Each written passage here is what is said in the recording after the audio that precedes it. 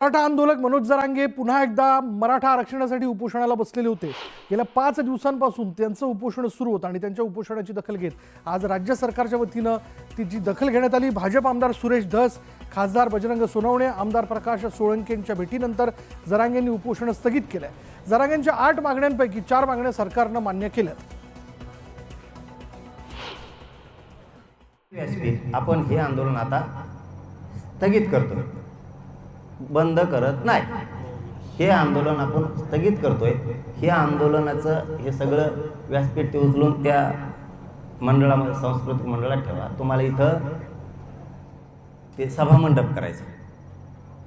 आता शक्यतो इथून पुढे उपोषण होणारच नाही। आता समोरासमोर लढायची तयारी ठेवायची। आता तर जे आक्षेप आलेत, हरकती आल्यात, त्याची त्यांना काहीतरी बघायचे, वाचायला मध्ये निवडणुकीच्या काळात टाईम मिळाला नव्हता, त्याच्यामुळे आता ते वाचून पुन्हा हे करणार आहेत। तेही त्याच्यानंतर 2-3 महिन्याच्या आत करतोच म्हणलेत। बरोबर करणार? ओके, म्हणजे ते विवरण जर नाही झालं तर मुंबईची तारीख डिक्लेअर करतो मी, तुम्हाला काय करायचं?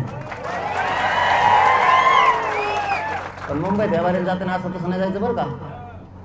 निवेद वापस नाही, मीच येत नाही आता, जाऊन तिकडे मी बी काकारलोय, आता वापस नाही यायचं। दगा फटका करणार नाहीत असं वाटतं।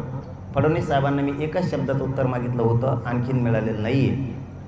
8 मागण्या दिल्यात, त्याची तुम्ही अंमलबजावणी करणार आहेत की नाही? तुम्ही नाही म्हणा, हा म्हणा, आम्ही उपोषण सोडतो।